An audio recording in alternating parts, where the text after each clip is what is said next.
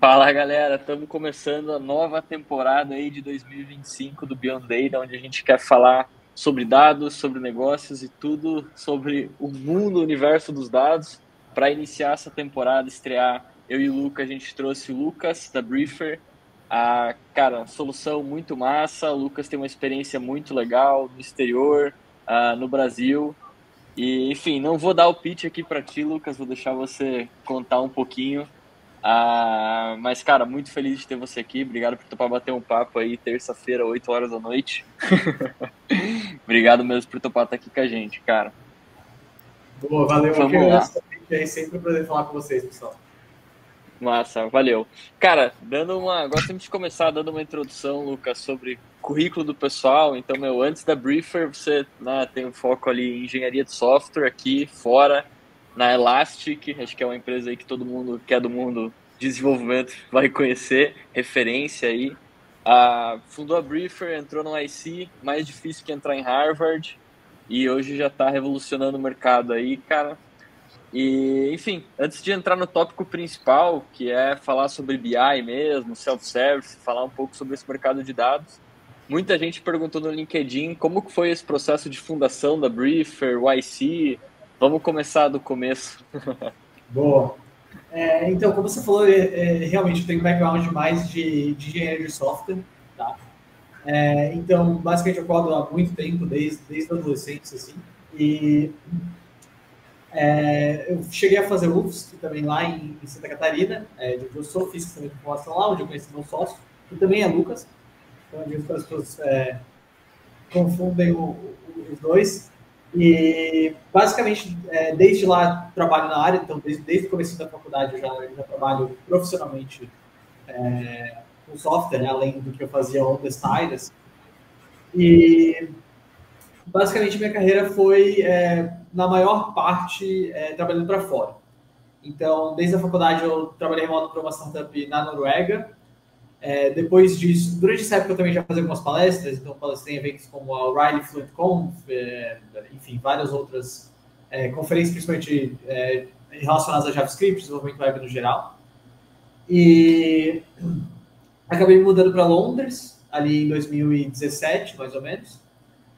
Fiquei lá por 5 anos, então lá eu cheguei a liderar um time de software na startup que eu fui trabalhar inicialmente. Nesse meio tempo escrevi um livro também, publicado pela Mene, então, não sei se você sabe aqueles livrinhos que tem os bonequinhos com as roupas típicas na capa. Uhum. Eu fiz um desses aí. E depois fui trabalhar na Elastic também, no time de observabilidade mais especificamente. E depois da Elastic, ali, final de 22, comecinho de 23 ali, a data de fundação oficial da empresa é janeiro de 23, eu voltei para o Brasil para a gente fundar a empresa que não se chamava Briefer inicialmente, com o meu sócio que eu conheci na faculdade, como eu tinha falado. Né? E Uhum. aí, desde então, a gente acabou passando na OIC metade ali, mais ou menos, de 23. E foi isso. Assim, desde então, a gente acabou pivotando, depois da OIC, ali no finalzinho do batch. E desde então, a gente tem trabalhado na Briefer, que é basicamente uma plataforma, um data workspace. Então, a nossa ideia é substituir todos os cases de dados que são desde o notebook que você faz e fica na máquina de alguém, até o script que você faz para puxar alguma coisa do banco, manipular algum dado e fazer um CSV, até a dashboard que você faz no Metabase da vida, alguma coisa desse tipo.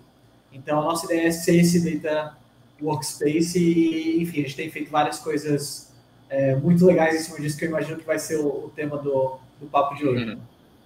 Massa, massa, com certeza, cara. Mas focando um pouco nesse começo da decisão de empreender, eu acho que a história é um pouco parecida no começo, né? Eu também conheci o Luca na faculdade. Vocês tomaram a decisão de empreender enquanto vocês ainda estavam na UFSC, que vocês sabiam que vocês queriam fazer isso para frente, ou vocês foram conversando assim até chegarem nesse ponto de, pô, não, agora eu quero empreender? Ou sempre foi um sonho de vocês? Não, a gente sempre pensou nisso, sempre falou sobre isso, assim.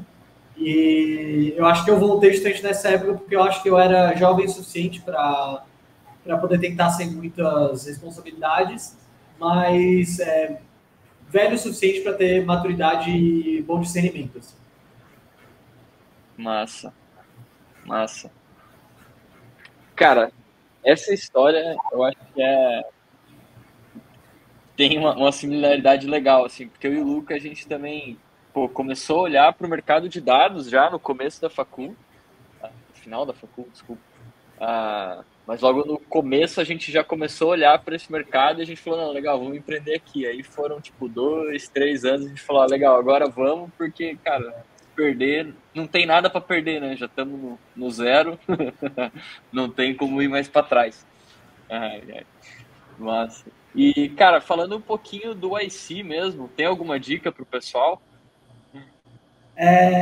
Cara, então, assim, eu acho que é difícil dar dicas, porque eu acho que, assim, é um pouco daquele conselho de que, se você quer, sei lá, ser o melhor pintor, primeiro você tem que ser o pintor para depois executar a obra, né? Então, tipo assim, se você quer, sei lá, ser o campeão do mundo do UFC, não adianta você do dia para noite querer chegar lá e ser o campeão, entendeu?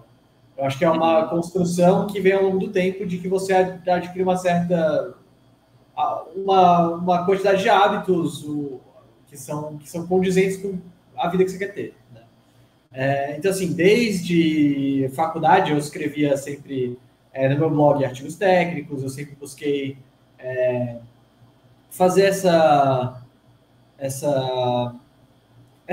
eu não digo uma ponte, mas fazer esse preparo para que eu tivesse uma carreira além do meu trabalho. Assim. Eu acho que isso me Uhum. ajudou muito. Massa. Eu acho que boa parte do que me ajudou na aplicação foi o meu blog, já ser conhecido e tudo mais. E o nosso background de ser pessoas extremamente técnicas. Assim. Pelo que eu vejo, o IC eles têm um bias para fundadores técnicos, para pessoas que são que dominam realmente aquilo que elas estão fazendo, né? Para além só do business ali da venda. E eu acho que isso foi o que ajudou muita gente. Assim, eu acho que eles viram que nós éramos bons tecnicamente, assim, excelentes tecnicamente. Eu acho que isso ajuda muito na aplicação. Então, assim, a Massa. minha dica seria essa, mas eu não sei como tornar isso uma dica. No Mas meu para caso é só nascendo de novo, eu acho, cara. não, sempre dá tempo, né? Mas eu acho que para coisas mais práticas assim, eu diria que é importante você ser direto na sua aplicação. Eu acho que, principalmente quando se fala de alguns tipos de business, existe muito jargão, muito buzzword, muita bullshitagem, assim, para ser direto, e como você explica o que o seu negócio faz, sabe?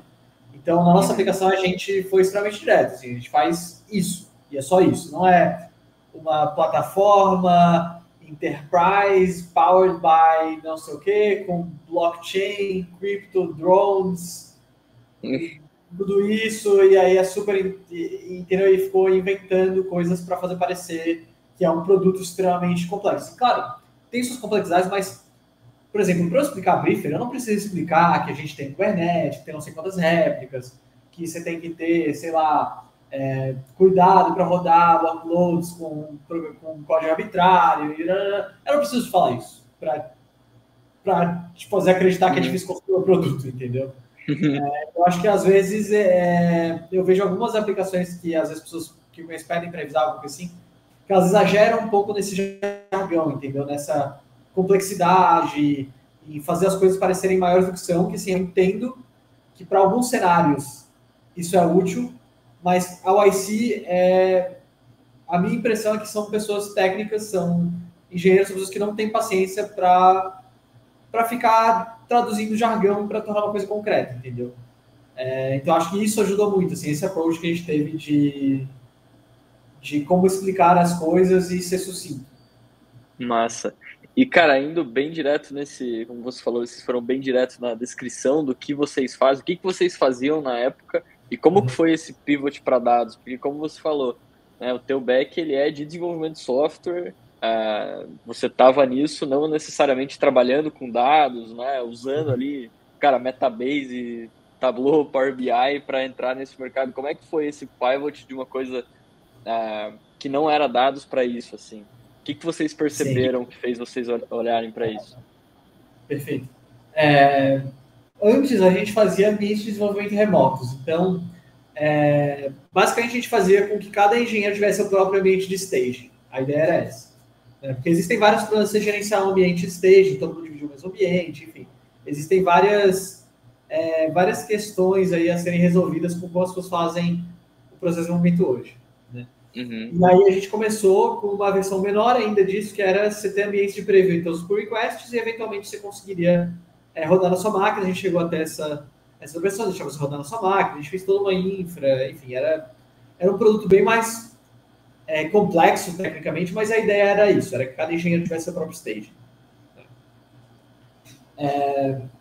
E basicamente esse produto assim, ele resolve uma dor real, tanto que assim, você fala com várias pessoas e de fato essas pessoas elas têm essa dor com o ambiente de staging, mas daí para elas tomarem uma ação e para você passar por coisas como, por exemplo, alguém já tem um time de desenvolvimento interno, e aí a infra sendo muito custo, você sempre fica naquele dilema de tornar o seu produto mais straightforward e limitar use cases, ou fazer mais flexível e mais complexo. E aí, você fazer uma vida dessa, leva muito tempo para você sequer começar a ter feedback. Então, assim, é problemático. E nesse meio do caminho, a gente viu que muita gente de dados vinha falar com a gente para use cases relacionados. Então, desde preciso de mais recursos no notebook, queria um ambiente só para isso, até, por exemplo, workflows de ML e, enfim, outras coisas que você precisaria de um ambiente grande da cloud. Então, o que a gente viu foi que essas ferramentas de dados elas ainda não eram muito maduras, assim, porque eu acho que no ecossistema de dados, pelo menos ali até pouco tempo atrás, a maioria das ferramentas era construída por processos de dados. Né? E aí isso gera problemas, porque uma ferramenta construída por alguém de infra, que vem de engenharia de software, que tem outros padrões, ela funciona diferente de uma solução de alguém de dados, assim. Por mais que você cumpra o use case final ali, de, sabe, jogar dados de um lugar para o outro, ou fazer uma visualização, whatever, a forma com que a solução é construída, arquitetada, ela não é ideal. Né? E assim, eu como alguém que vem desse background de software, eu já usei algumas ferramentas de BI, assim, eu nunca consegui entender como é que alguma coisa consegue ser tão ruim, entendeu? Tipo assim, cara, eu só quero fazer um gráfico, entendeu? Eu não quero fazer uma query, salvar um dataset, fazer uma visualização, salvar a visualização, botar numa collection, para eu criar uma dashboard, procurar na minha collection a visualização, jogar lá e criar um filtro que eu tenho que ficar clicando e, tipo assim, é horrível, entendeu? Tipo assim, é muito ruim, né? E assim, na minha cabeça, eu não consegui entender como as coisas eram tão ruins. Tipo assim, como é que as pessoas usam notebooks nas máquinas delas? Assim, até hoje eu não entendo como alguém consegue suportar ficar rodando o notebook na própria máquina, instalando dependência, ficar tirando screenshot para mandar para os outros. Qualquer análise de jogo que você vai fazer, você tem que fazer um PPT, porque não dá para você mostrar o documento. Se você quer fazer qualquer coisa com Python, a sua vida acabou, entendeu? Porque você vai ter que passar da sua máquina, rodar um script. Tipo assim, é horrível, entendeu? E aí, assim, eu via que algumas pessoas tinham esse viés mais, tipo assim, cara, eu percebo que isso é horrível, de fato, só que eu não sei fazer. Né? E aí eu acho que eu achei que esse era um ecossistema bom para a gente trabalhar por causa, primeiro, que é um problema real. Eu acho que, sinceramente, a gente consegue fazer software melhor do que o que tem por aí. E é uma coisa que todo mundo precisa. Né? Hoje, isso é bom e é ruim, que é até difícil você definir um ICP. Né? Porque um ICP pode ser desde uma fintech até, sei lá, uma empresa de varejo, entendeu? Que no final do dia tem várias similaridades, né? Mas enfim. Então, assim, foi meio que daí que a gente decidiu atacar esse mercado. E a gente começou com uma ferramenta mais exclusiva de notebooks, depois a gente foi expandindo para outros use cases de visualizações nativas, e melhorando um pouco mais essa parte, sabe? Para não ficar só nessa análise de rock. Entendi. Massa. E olhando você falou ali que é difícil, né, definir o ICP, eu acho que a gente tem um problema parecido, porque, cara, qualquer um, independente do setor que esteja, do país que esteja, ele vai precisar, se ele quiser tirar valor dos dados, tirar de algum lugar e jogar para outro para que ele possa fazer Sim. isso, assim como, cara, empresa de diferente setor, tamanho e tal, vai estar usando alguma solução para criar os relatórios, seja de ROC, dashboards, Sim. enfim. Mas hoje, da galera que tá percebendo que as soluções de hoje são ruins, né? Que tá, pô, o Briefer tá chamando atenção. É mais startup hoje que vocês atendem, se na carteira, é mais enterprise. O que vocês estão olhando agora? Cara, quem o Briefer mais chama atenção são geralmente startups mais tech, tá? Uhum, Então, assim, quem tem esse background mais tech, geralmente tem também uma cabeça mais. Eu não gosto muito do termo data-driven, eu acho que ele é overused, mas tem uma cabeça mais voltada para usar dados, sabe? uhum, Então, assim, são startups desse perfil e geralmente que tem um volume decente de dados que tem alguma correlação com serem startups que trabalham em ambientes mais quantitativos, né? Como, por exemplo, fintech. uhum. Então, assim, existe um certo bias para esse tipo de empresa. Entendi, entendi. Legal. E, cara, entrando um pouquinho nesse ponto de diferenciação, né? Dando um passinho para trás. Cara, BI não é um negócio novo, né? É um negócio que existe há muitos anos. Tem paper do século passado já falando de data warehouse, BI, etc. E ainda tem muita gente que você fala, cara, vou fazer um BI aqui, né? Olha esse BI aqui. O cara ainda vê o dashboard, vê a visualização, vê a análise como BI e não como um composto, né, de processos, tecnologias, até pessoas para você entregar o dado ali no momento Sim. certo da pessoa certa. E aí eu lembro, enfim, eu lembro muito bem ali 16, 17, quando veio Power BI, Tableau e tal, que a grande revolução do Tableau, eu lembro que era a questão daquele VisQL, que era um professor de Stanford lá que tinha inventado e tal, que aí o cara arrastava, fazia os join, eu lembro que essa era a parada do Tableau. Cara, queria entender o que é a parada que a Briefer tá entregando agora, tipo, qual que é o negócio que vocês estão trazendo, assim. Boa. Então, assim, a minha heurística para decidir o que vai no produto e o que não vai, ela é baseada no que é mais fácil de usar, o que é mais simples e mais flexível. Uhum. Eu não quero inventar uma linguagem proprietária de queries, eu não quero inventar um DAX, entendeu? Eu acho que, assim, fica muito bonito num pitch deck, é muito bonito para você contar história. Na prática, eu faço um produto para quem usa o produto e para que ele seja bom, entendeu? Uhum.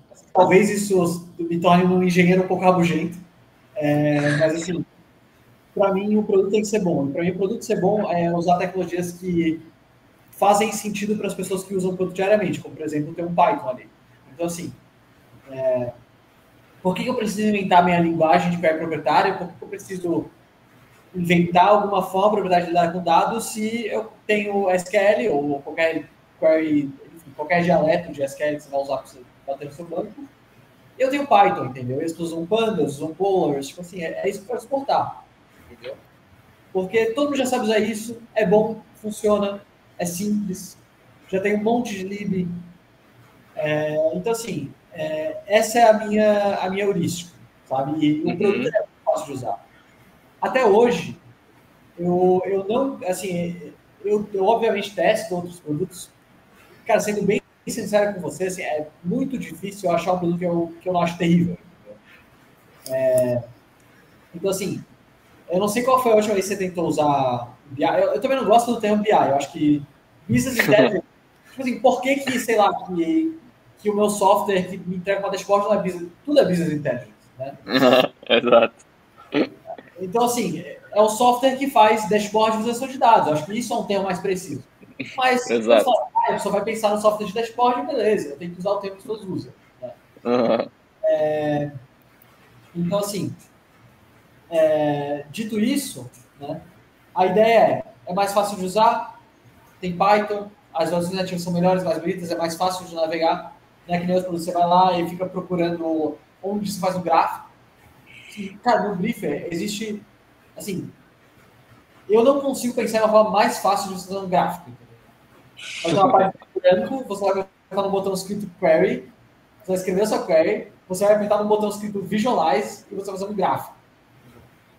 E depois, se você quiser fazer uma dashboard, você precisa salvar, botar não sei aonde, catalogar, categorizar. Botar... Você só vai clicar em dashboard e você vai arrastar. Entendeu? É impossível ser mais fácil que isso. Então, a nossa ideia é que seja um produto que ele tenha esse poder e que ele é simples de usar. Porque eu acho que também não adianta você ter um BI que só o cara que é super especializado, o time super especializado usa. Entendeu? Uhum. A ideia é que o cara que é super especializado, ele vai ter lá o que ele precisa usar. Ele vai ter o Python, as libs dele, vai conseguir fazer o forecast. Ele vai conseguir fazer o que quiser, entendeu? Mas a pessoa que precisa saber quanto ela vendeu nos últimos 12 meses, quer botar isso no gráfico, ela não precisa pedir para um cara desse fazer isso, entendeu? Uhum. E ela também não precisa pedir para o cara sequer achar. Ela consegue achar, entendeu? Uhum. Então, acho que a gente tem muito esse viés de tornar mais fácil, mais flexível, mais poderoso. Não só ser uma solução super enterprise, com uma linguagem proprietária, Uhum. entendeu? Assim, eu tenho um background de tech e, obviamente, isso influencia a forma como eu vejo o produto, mas é isso. Cara, muito legal essa visão que você trouxe, Lucas. Eu queria entender um pouco mais como isso, vocês identificaram isso a partir do discovery que vocês fizeram com, enfim, durante esse pivot. Vocês falaram com empresas de qual porte, de qual região, se foi Brasil, se foi US, porque quando a gente fala sobre essas ferramentas de BI, a impressão que eu tenho é que, de fato, elas vêm para tornar mais fácil, só que elas trazem uma nova camada de abstração, ou seja, saiu do Python, saiu da SQL, trouxe uma linguagem diferente e colocou uma barreira entre tech e business que ninguém sabe como é que chegou naquele número, né? Então, cria novas barreiras para, de fato, você implementar uma cultura de dados, ou implementar um insight. Como é que você viu isso nesse Discovery? Teve alguma coisa nessa linha ou foi diferente? Boa. Então, a gente falou com bastantes empresas de vários lugares, tá? Eu acho que a maioria não foi Brasil, foi bem distribuído assim, entre regiões e mercados, mas acho que vem muito da minha experiência pessoal também, entendeu? Uhum. Foi mais uma coisa de confirmar uma experiência pessoal do que só fazer um discovery, porque eu acho que assim, você fazer um discovery em um espaço que você não domina, eu acho que você não descobre tanta coisa, eu acho que você tem que ter alguma opinião, algum hunt ali, sabe? Pra você, pelo menos, se bater fundo nesse hunt.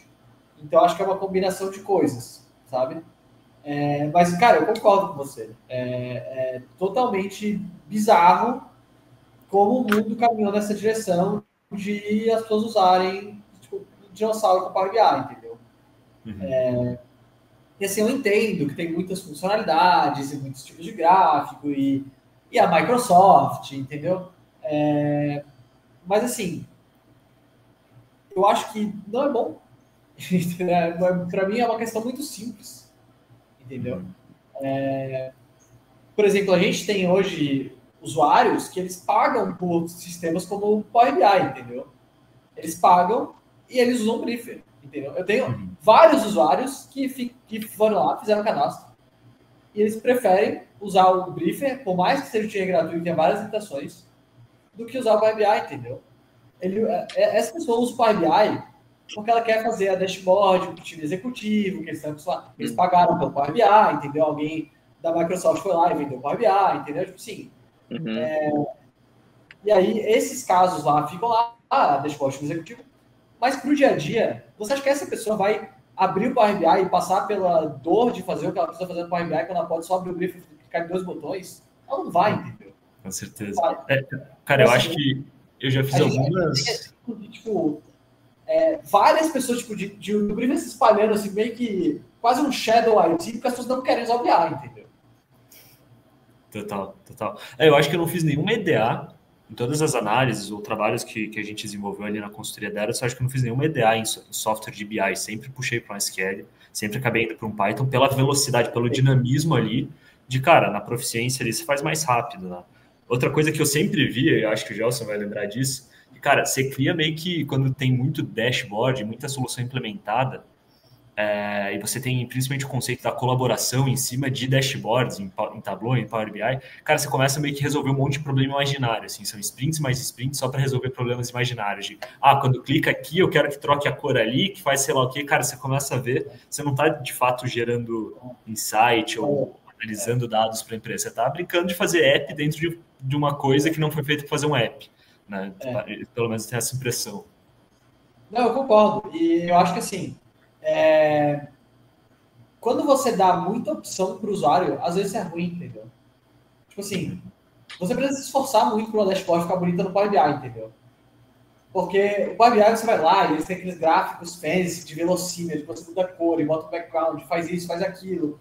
E no final parece tipo assim, sabe aquelas aplicações que você via, tipo, sabe aquelas skins de Winamp, de Windows Media Player, que tem um monte de curva e botão, e vai e abre. Tipo assim, cara, as pessoas não são designers, entendeu? Assim, tá tudo bem você fazer essa escolha por elas. Tipo, na Briefer, você vai fazer um gráfico, ele é bonito, entendeu? Tipo assim, mas eu não consigo trocar o border radius do meu gráfico de barra. Não é pra você trocar, entendeu? Tipo assim, não é. Ele tá bom assim, entendeu? Tipo assim, o fato de eu não te dar essa possibilidade é uma feature. Entendeu? Mas, claro, você consegue trocar a cor da barra, eu acho que isso é importante, você mostrar que, isso aqui que não é bom, vou botar em vermelho. Claro, você consegue fazer essas coisas que são necessárias. Mas eu não quero te dar um gráfico de velocímetros para configurar o ângulo do velocímetro e a cor de cada letra, de cada... Tipo assim, cara, não é para isso que é feito, entendeu? E, assim, é uma desvantagem eu fazer você ter esse trabalho. Ele tem que ser bonito, entendeu? Por isso que a gente passa tanto fazer a interface do jeito que a gente faz, sabe? E assim, eu não vi alguém falar que, tipo, falta um border radius no gráfico. O que as pessoas sentem falta são coisas que realmente fazem sentido. Tipo, quero botar uma label aqui. Beleza, uma label, entendeu? Transforma a forma que você está passando a informação. Não é corzinha, ângulo de não sei o que, arredondamentozinho. Não é, entendeu? Mas... e fica bonito. Mas não é esse. Tipo assim, os softwares BI que eu menos não gosto, eles são assim. Eles são out of the box. Entendeu? Massa. Cara, eu acho que esse ponto é muito legal, né? Porque, tipo, pré-Power BI, Tableau e tal, a ferramenta que dominava era Click, né? Que, cara, demandava uma baita de uma configuração, consultoria e tal. E tem gente que usa até hoje, enfim. E aí, quando veio, né, esse conceito ali de Tableau, Power BI, veio Metabase, etc., várias outras soluções, elas vieram já com esse conceito de ser um negócio self-service. Só que, como o Luca falou, trouxe uma camada de abstração que, cara, virou tudo menos self-service. Eu nunca vi um time de negócio usando Power BI do jeito que a proposta inicial era para ser. Tudo pastelaria pura. Sim. Com certeza. E, assim, quando a gente começou, inclusive a gente tinha um foco muito mais técnico. Porque a gente já não acreditava que antes de você ter uma AI mais madura, de você ter algumas estruturas em cima, dava para você... ir para o self-service do dia zero não faz sentido, entendeu? Então, o que a gente fez a gente fez uma ferramenta muito boa tecnicamente e a gente foi tornando ela mais amigável. Esse é um caminho mais fácil, entendeu? E ainda mais com AI agora, aí sim, eu acho que a gente está bem próximo de atingir o Holy Grail do self-service. Porque o que acontece, né, é que todo BI ele vai te fazer a promessa de que ele é fully self-service. E assim, cara, sem AI já é bem difícil. Eu acho que só AI vai resolver esse problema. Né? E aí, muitas pessoas compraram, cara, uma solução como Power BI, cara, nunca vai ser self-service. Não vai. Entendeu? Então, você faz cursos internos, documentação, você faz uma camada semântica, um catálogo de dados. Na prática, não funciona. Eu nunca vi funcionar. O que funciona melhor é quando você tem uma camada de AI. Assim, agora, a gente está começando a ver vários use cases super interessantes com AI. A gente está chipando muita feature de AI, e isso sim habilita self-serve. Não é só você fazer SQL clicando em botões. Tipo assim, o problema da pessoa não é que ela não sabe escrever a palavra select ou que ela não sabe escrever a palavra join. Ela só significa. Sim. Sim. Então não adianta você dar um botão para ela que por baixo dos pontos faz um join e você não está explicando o que é o join. Cara, não funciona. Não funciona. Agora, a pessoa vai para ele e ela pergunta: eu quero um relatório de vendas dos últimos 12 meses e aparece um gráfico na tela dela. Isso é self-service, entendeu? Total. E você fez um post, inclusive, no LinkedIn hoje, Lucas, falando justamente um pouco sobre isso, nessa linha de IA, sobre agentes de código. E, cara, talvez eu vou te botar um pouco na fogueira, que não é o intuito, mas já quero fazer a ponte com esse papo, sobre agentes para insights de dados, né? Como é que você...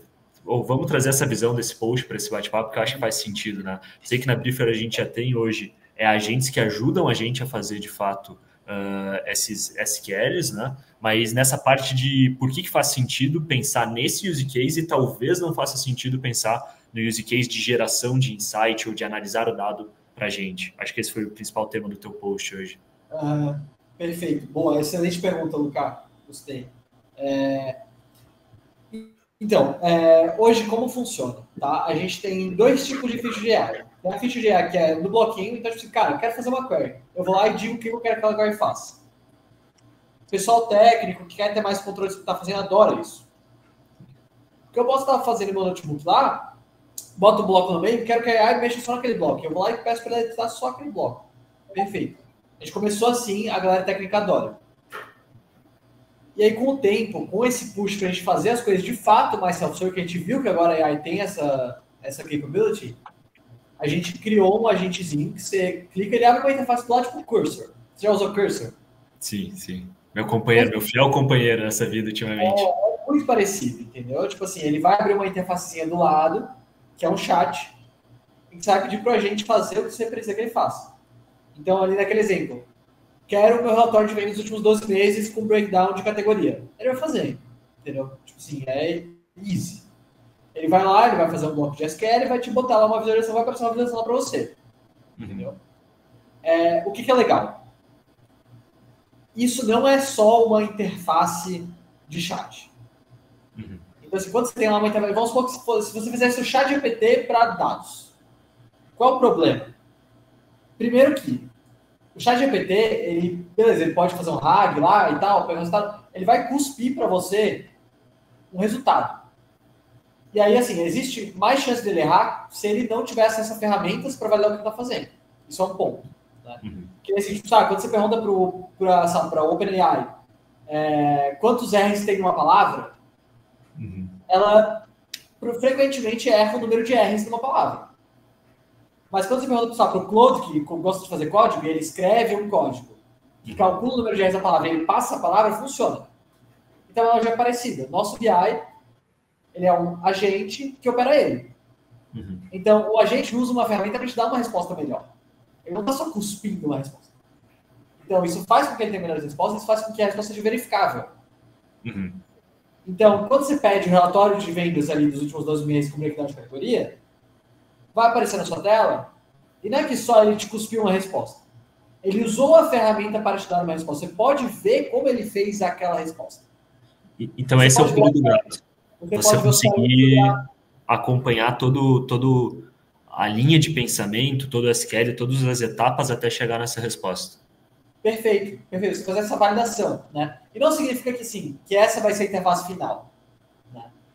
Eu acho que uma interface de chat em cima do BI, ela é excelente também.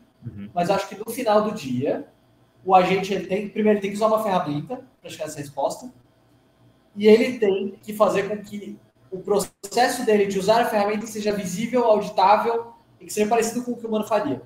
Né? Okay. Então, por isso que a gente foi nesse caminho, entendeu? Traceability e melhoria da qualidade das respostas. Né? E aí, enfim, a gente pode entrar para falar das diferenças disso para código, a gente pode entrar nessa área se você quiser.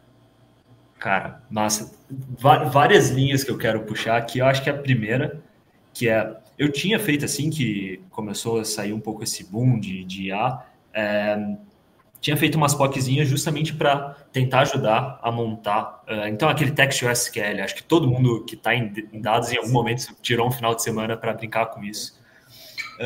E uma coisa que ficou bem clara para mim, pelo menos, é que não só a qualidade dos dados importa bastante para você operacionalizar isso daí, mas também você organizar os dados de uma forma que seja prático, né? Então, cara, você está com uma modelagem, não é só tipo, putz, meu DW, meu data lake está cheio de informação, mas elas estão organizadas e de uma forma funcional. Como é que tu vê isso? Você fala, putz, é uma realidade que a gente precisa ter uma organização de dados mínima ali, ou Perfeito. a expectativa é que nos próximos anos aí a gente não precise tanto se preocupar com isso e a IA vai conseguir se virar? Como é que tu tem essa visão?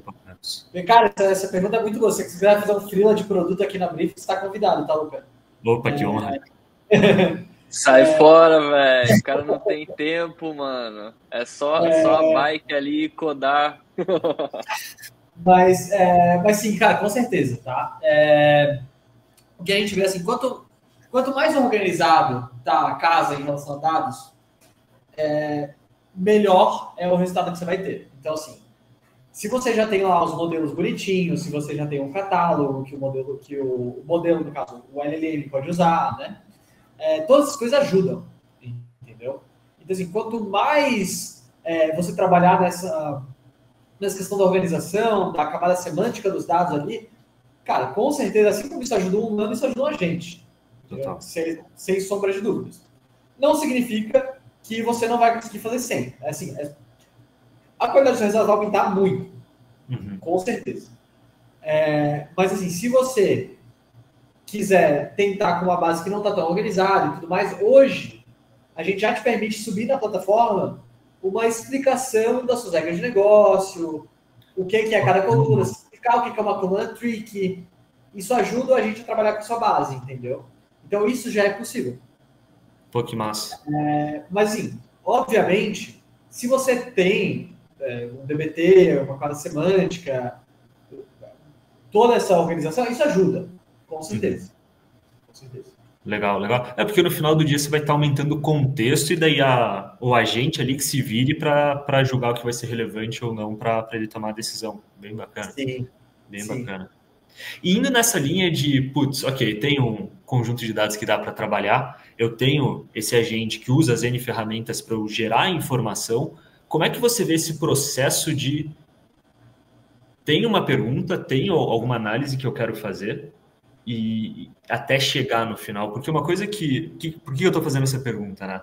Uma coisa que eu sempre me questionei é quanto custa o insight, né? Como que a gente consegue estimar quanto eu vou ter que investir para chegar num insight relevante para aquele problema que eu estou explorando, né? É uma questão de gastar 1 hora, 2 horas, ter um time por 1 mês trabalhando. Então, como que a gente consegue acelerar esse tempo para o valor e entender que, putz, nesse desafio eu cheguei num insight relevante, não tem mais nada para eu perseguir. Entendeu um pouco a linha do... Eu acho que é difícil quantificar o valor por insight, até porque cada insight tem um ROI muito único, né? E às vezes não é necessariamente um insight de uma direção nova para o negócio, mas é um dado que você precisa para operar, para fazer uma venda, para fazer um QBR, esse tipo de coisa, entendeu? Então, assim, é muito difícil quantificar, nem me arriscaria a quantificar, mas o que eu posso dizer com bastante convicção é que quando você tem um agente que é capaz de lidar com queries até moderadas ou avançadas, às vezes, cara, isso diminui muito o custo. Mas qual que é o custo de você ter uma fila gigante que o analista precisa ficar processando para ele te dar uma resposta que é um select star com erro, entendeu? Então, assim, isso diminui muito o custo desse insight. E isso libera o agente para fazer, o analista para fazer coisas com mais leverage, né? Então, assim, não é que agora acabou o analista de dados. Não, é que agora o analista de dados é um trabalho mais valioso, né?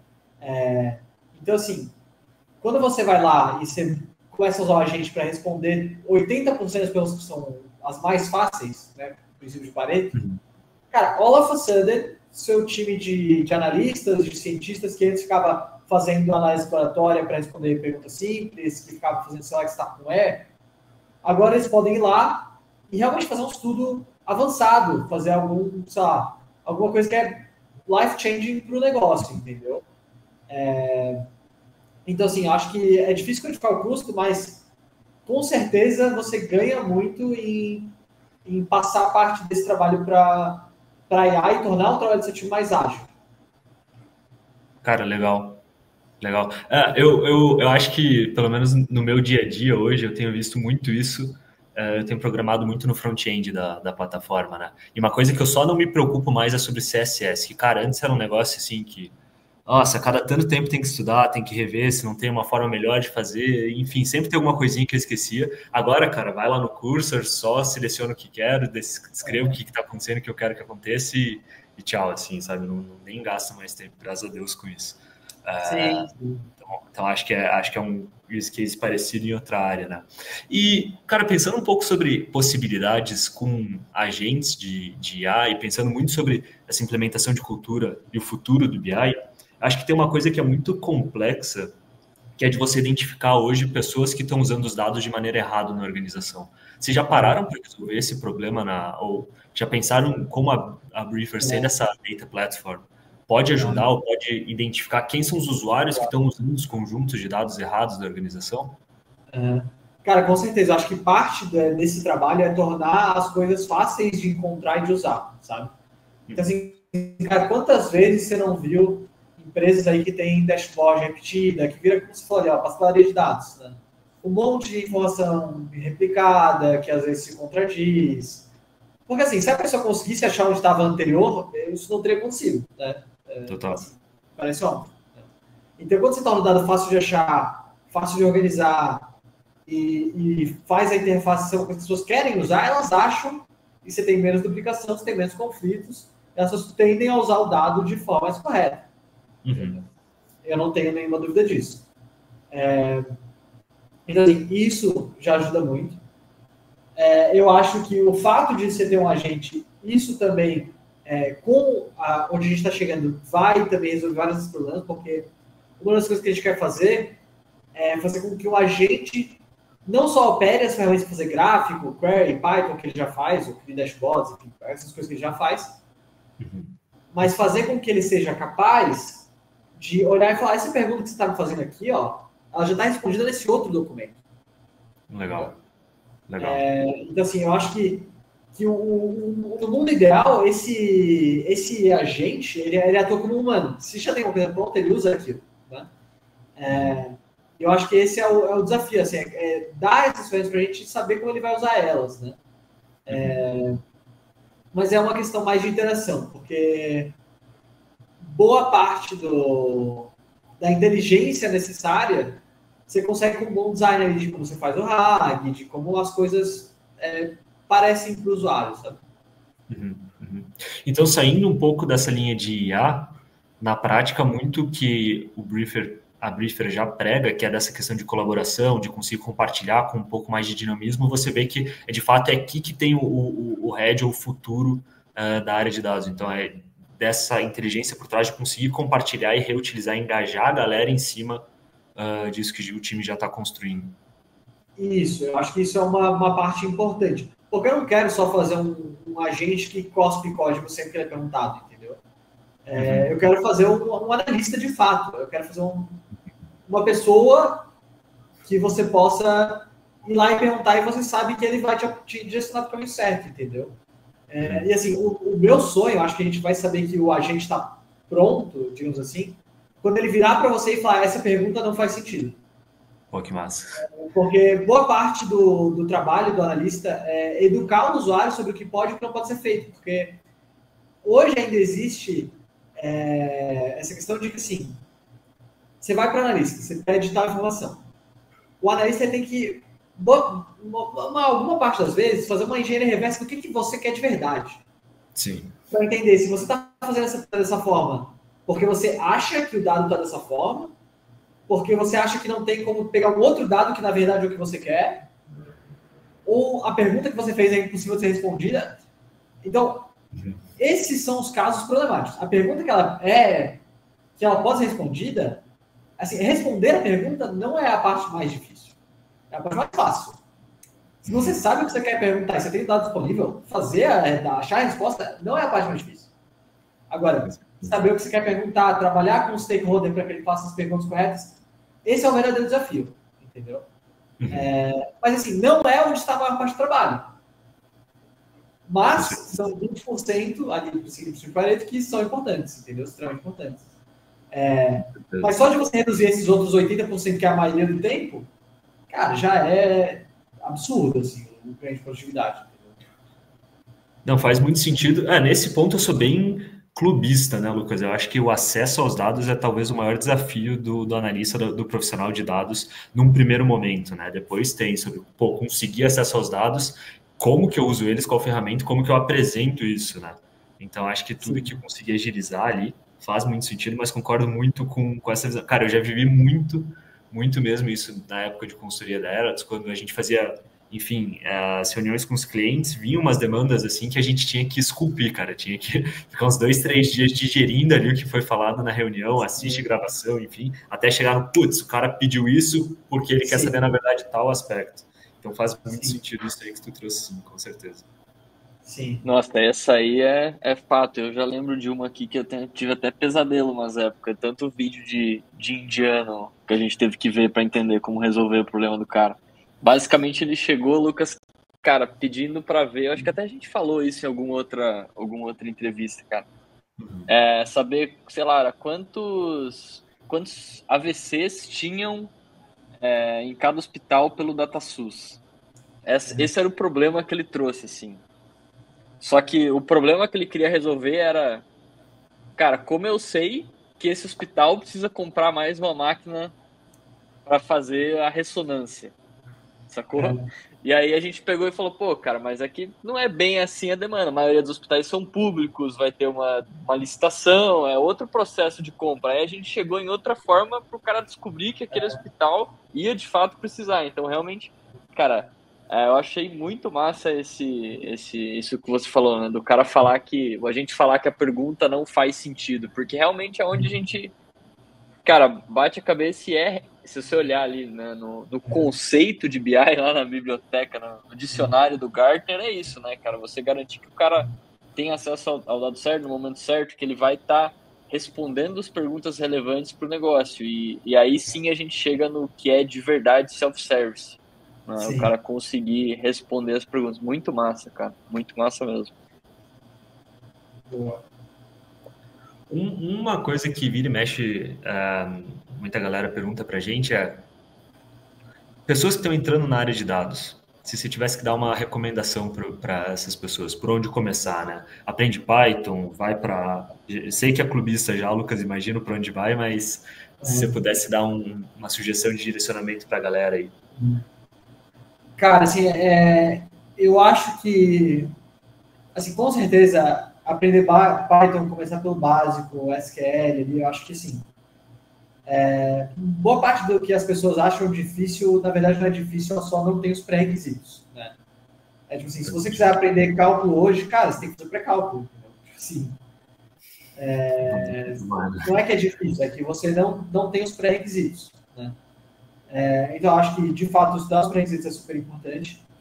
E, assim, eu não me coloco na posição de que eu vou dizer o que a pessoa de dados tem que saber, além dos pré-requisitos do fundamento, sabe? Então, eu delego isso, né? Então, um canal que eu sempre recomendo é o do Theo, Theo Calvo, eu acho que vocês já bateram um papo com ele. Cara, assim, ele é um cara que eu aprendo muito com o Theo, entendeu?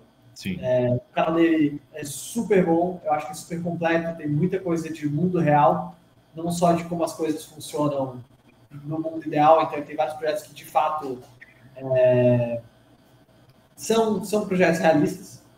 Então, eu delegaria essa que vai além do básico para o Theo. Massa. Vai ter recomendação. Boa. Massa. E, cara, indo pro final aí também, a gente já tá com quase 50 minutos de gravação, vou fazer mais uma pergunta e vou pedir para você não ser clubista. Um livro pra galera, não vale recomendar o teu?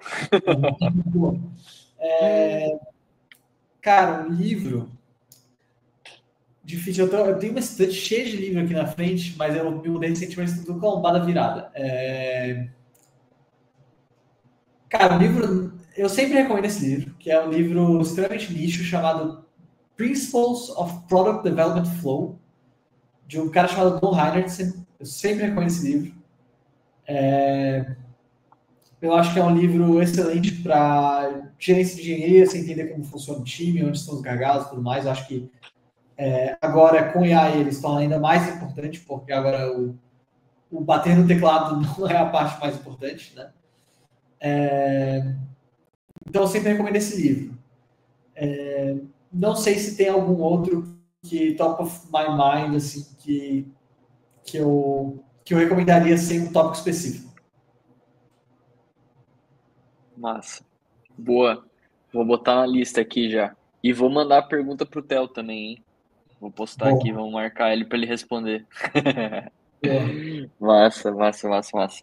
Bom, cara, vou encerrar a gravação aqui, fechou? Boa, valeu. Obrigadão, Gelson. Valeu, Luca. Valeu, Valeu, Lucas. pessoal.